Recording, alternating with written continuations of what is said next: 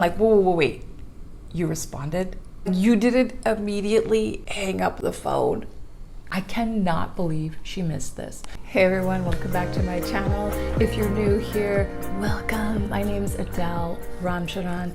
I am a YouTuber, an entrepreneur, a lifelong student of the human condition, and I share my journey here on this channel. My main goal in my life and for the lives of the people who follow my work is to help them break generational cycles, trauma, self-sabotage. Many of us had mothers who suffered and didn't have choices or options. They didn't understand the behavior of the men in their lives. They didn't feel like they had choices in their lives. And for us, we have an opportunity to end the bondage, end the cycle. And that's the kind of information I share on this channel. Please subscribe to my channel, hit the notification bell so you'll know anytime I go live, and let's get started. So the first thing, okay, so I'm watching this video and I had so many deep, full body laughs, like just totally hilarious. I love Jessie. This girl is so legitimately, naturally funny. Was I really about to get Tinder swindled during the Black Renaissance? During the Black women's Renaissance, was I about to get Tinder swindled? During the Black women's Renaissance? During these monkeypox times? One of her first videos that I found was when she was talking about Caribbean mothers sabotaging their daughters, and I was like, yes. And there were so many people who could relate to that video. I'm gonna link it below, but yeah, that was when I first found her, I think, and I was like, wow, she really did it. You know, she became an entertainer. She's living her dreams in the world. She's fulfilling her personal successes despite her parents trying to hold her down, right? That happens to so many of us. We become prisoners of our childhood. And it's not right, it's not fair, and I don't believe that this has to be the fate of everyone who had, you know, unawakened or parents with a low level of emotional intelligence. It seems that most of us have. Most of us did. I used to think that, you know, you could find someone who was from like things that I thought were ideal, like people who didn't have to go to public school, people who were homeschooled, or people who had parents who were like religious and tried to do everything right? In my mind, I was like, these are the people who, you know, they had the kind of childhood and parenting that I wanted. Then I find out that some of them were messed up even worse than I was by my, you know, smoking, abusive, blatantly, obviously terrible mother. So I think that we all need to band together, you know, this generation, to overcome everything we've been through so that we can fulfill our missions in life. There are three major things that stood out to me in her video that I want to talk about. Little things that were so obvious to me, and she just talked about them so casually, and I want you ladies to know these things so you can look out for them when you're out there dating, because there are sharks in the water, ladies. Look out. So the first thing that she completely missed was the fact that this guy had like social clout. He was someone who, you know, had a social media following. He worked in a personality industry. This is an industry where people, you know, where it's like they're drawn to you for who you are. It's not like, oh, this guy's a plumber, so I'm gonna go get him to do a job for me. No, they're like, oh, I know about this person's life. Oh, you know, they're making judgment on the person's character. They're like, oh, he's so blah, blah, blah. He's a guru type, a teaching type, a social media type, like me. You need to be suspicious of these types, people who are charming for a living. She was talking about how, you know, they would have these amazing conversations about spirituality, and he was just like so deep. And I'm like, yes, guys who can talk like that, guys who seem like that, they can still be men who are toxic to women, or men who, you know, it could be an act, it could be legitimately who they are or ways that they've learned to speak, but are they actually embodying it in their life? Obviously, this guy was not, because she found out he was a swindler, okay? So yes, people in industries, people like me, you need to be suspicious of them. Even be suspicious of me for telling you to be suspicious of me. It could be something I'm doing just to build trust with you, right? So watch out for all of these things. There are traits of narcissism that are so obvious. These people can't hide their narcissism within the first like 3 dates. Usually in the first date you can spot it. And it's so easy to overlook these little things that are like, ooh, warning, because You can look at their social proof, like their social media. You don't realize, that this is the way they look on the outside. Narcissists treat the people close to them worse. They treat them terribly. The door closes into the house and the mask comes off. So you can have someone who everyone rants and raves about who's going to be a terrible partner for you. Believe me, I know. So yes, we want to be suspicious. We want to be discerning. Now, does this mean go out in the world like thinking everyone's out to get you? No, but what you'll find is that many of the popular ideals that society has today, like treat your neighbor the way you would treat yourself, or give everyone the benefit of the doubt from the beginning. These are the kind of ideals that work in a community that is smaller with people that have shared values. Okay, they have shared genetics, they have same morals and values, their parents know other people's parents. These are communities in which these kind of values work.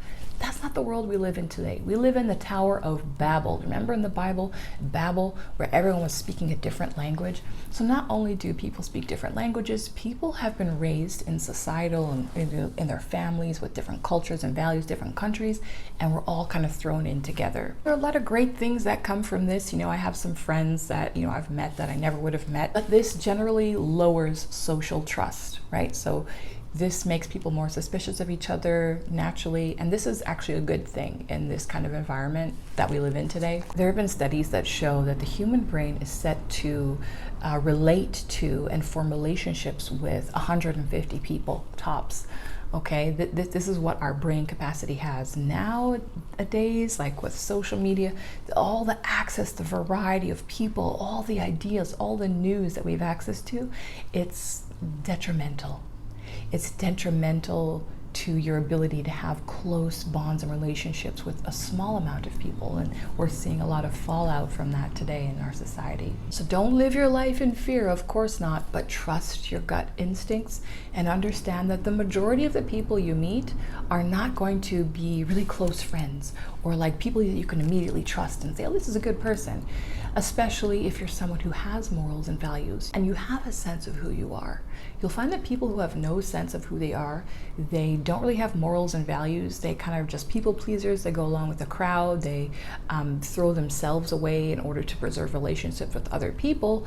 These are people who will tell you, oh yeah, he's a great guy. He's an amazing person. And they don't even really know a person, right? They just like this person's nice to them, smiles at them, whatever. You have to trust your own feelings, your own gut intuition, your experience, and the experience of other people. So that's why videos like hers are so helpful. Okay, so the second mistake that Jessie Woo made, and I know this is hard not to do in the age of social media because she met him on social media, but like when you get into a relationship with a man who knows like your financial accomplishments or who knows like your business or career success, this is a recipe for disaster. Trust me on this. Every time I meet a man like out in real life or anything like that and I might be interested, I give him the vague impression that I'm broke. That like, I'm okay, I'm doing all right, but like, yeah, it's kind of, yeah, my situation is, pretty average, right? And usually I'll just say I'm a writer. That's what I use usually. Oh, I'm a writer, right? I do writing in my entrepreneurial career, but I like to give them something that's pretty, basic, so they're not thinking that, I'm really successful or that I have a lot of money or anything like that. Myself, I live well below my means. I have done this for a long time because I'm happy that way. I like to take time off. I like to go spend a year living in the wilderness. I like to take, a year or two like laying around and reading old books and hanging out in nature. So yeah, that's what is worth it to me, spending money on therapy, going to see experts around the world, not like, buying fancy cars or anything like that. So you have to watch out with these men. Narcissistic men love strong, independent women. They love it. Ooh, it's like crack to them because number one, they know you're an overachiever. They know that you try hard. They know you want to win, that you like to give, that you have a lot to give, whether that's emotionally, financially. They're like rubbing their hands thinking about how they can upgrade their life on your dime. A man's desire for sex increases when his finances are low, when his financial and his future, his instability is low, his desire for sex will increase. Now, this is biological, right? Because if your survival is being questioned, your biology is like, quick, reproduce, continue the species, right? This is instinct. But also for men, it helps boost their self-esteem, etc. The thing is that for women, it's the opposite. So if a woman is feeling unstable or financially insecure, her desire for sex decreases. So ladies, don't be messing around or dating or whatever with men who are lower than you. They're going to be pushing you for sex. They're going to mess up your life. They're going to bring chaos. These men who are insecure about their own careers, they love to try to bring you down to make them feel better, right? If they know that you're above them, they want to bring you down to their level. They don't want to rise to your level, right? A lot of you ladies, myself included, were like, oh yeah, he has so much potential. You see the potential in the man. The potential you're seeing in him is actually you. You're the one with the potential in your mind, projecting it onto him. And you're seeing potential for you. You don't know anything about this man. Don't put potential on a man. Always give them the vague impression that you're working on things, you're a positive person, you're smart, but you're a little bit broke. Trust me, this will keep all the users away. Now the third thing, I cannot believe she missed this. I'm listening to her tell the story and she's like, and then he said this. And I'm like, oh my God. And she's like, oh, so then I responded, blah, blah. I'm like, whoa, wait, you responded? You didn't immediately hang up the phone? So this is like such a small, minor thing that could easily go unnoticed in a conversation. But that will not happen to any of you ladies after you watch this video. Watch out for a man who tells you anything negative about his financial situation. Now this is different if you are married, okay? And you're having a discussion because it's about finances, whatever. But if you're like just getting to know somebody, he just casually drops something negative about his financial situation, beware. This is like a thing they do, which is an opportunity for you to jump in and say something or do something, right? So for him saying to her, oh yeah, I'd love to go, but I can't really afford it right now. Like, oh, that's a bit much for me. Pause. He's like waiting. It's like he's expecting her to go like, oh, that's okay. I can pay you. I can bring you. It's like so embarrassing. It's just such a low behavior for a man. These feminine men out here. You know what? I almost made it to age 40 without having been asked for money by a man who wasn't homeless. Okay, I almost made it to age 40, but no, I had to meet a man out here in Mexico who asked to borrow money from me, not once, but twice. Yes, that was me. That was on me. I gave him the opportunity to ask me twice. He made it seem like it was out of like convenience, and maybe it was, but these men do this as a test. They ask you for like a small thing, and then it's a bigger thing, and then they're telling you about Western Union, and I lost my card, and I got scammed online. Anyone who starts telling you any kind of money story, a man who's legitimately interested in you would be really embarrassed. He would be selling his ass on the corner in order to avoid asking you for $1. So the second a man you're getting to know mentions anything negative about his financial situation, just run.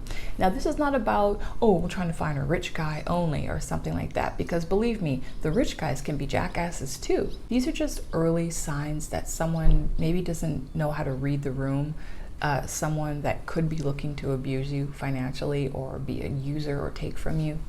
And someone who just doesn't really understand the dynamics of how to make a woman feel comfortable and appreciated while she's shown up to spend time with you, to get to know you. And this is really important. If you're someone like me who, grew up without a father, you grew up without a mother figure, someone you could look to for this kind of information, you have to be that person for yourself later in life. You have to imagine after every date, if you had to go and tell your ideal father what happened on the date with that guy, how would he respond? So if you had to say, oh yeah, I went on a third date with this guy and some minor thing, he started screaming and yelling in my face, right? Whatever ridiculous thing that happens, imagine yourself telling this to your parent, because some of these guys are out here looking for women who don't have this kind of support, thinking that we don't know any better or that they can get away with treating us poorly. There's this song where it goes, if her daddy's rich, take her out for a meal. If her daddy's poor, just do what you feel. This is a common thing that men think. And it's a subconscious thing. It's a subconscious human thing. Children who are out in the world who have parents who don't care about them, it's telegraphed in the way they carry themselves. It's telegraphed in the way they look, and they become a target for people, including adults who should know better. So this is the reality of the world that we find ourselves in. And you can let yourself be taken down by it. But I recommend that you don't, because this doesn't last very long. There's more to the planet Earth, your experience here, than meets the eye. That's been my experience. I've had 3 near-death experiences, including one where I was 4 years old. I drowned. I drowned in a swimming pool, and I found myself looking down on my body, and I was surrounded by, I would say, a council or like people, and it's very blurry. Obviously, I was very young, and I just remember the experience emotionally, but they were there. We were all looking down together on what was happening to my body. And I remember thinking, wow, I can see, but the eyes on the body are closed. So that was how I realized that the I, is not my body. This is not who I am. And it's not just because of the extensions either. So think of life as a game, as a movie, with you as a director. If you're being written into a role you don't like, which is a woman who, is abused or who is a victim of these broken men, you're the director of the movie of your life. You can change your role. If you'd like help with that, you can book a girl chat listening room session with me below. I believe in you. I believe in the people who are out here looking for this information, watching, who are interested. A lot of these men are like, I have no idea what happened. Or they're like, I don't know what women want. And like, have you taken literally 1 hour of your time to even try searching for information or help? No. So if you're already watching this, you're someone who's already interested, and I believe in you. Today's video is brought to you by my brand new audiobook about my life. It's called I Thought I Was White. Free yourself from racial stereotypes and live well while the haters stay mad. Yes, this is a book about all of my crazy racial experiences since childhood. Actually, I take it back. Not all. I have had an innumerable amount of experiences like this. I just put the most crazy ones into this book. So go check it out. The link is below if you want to listen to a free preview. It's got a lot of deep and interesting topics, like why I left the alt-right, the first time someone called me the N-word, the day that I realized I wasn't white. This happened in elementary school. I specifically remember the exact moment. It is horrifying. Go ahead and listen to it below. Thank you to those of you who have been loving it so far. I'm just happy to give you a laugh, give you some insights, and to make any kind of difference in your life. Thanks so much for watching. Be sure to check out some of my other videos on how to escape poverty consciousness, how to go from being a traumatized girl to a high-value woman, and so much more. They're linked here on the screen. I've also got some below in the description. Thanks so much for watching, and I'll see you again soon. Bye for now.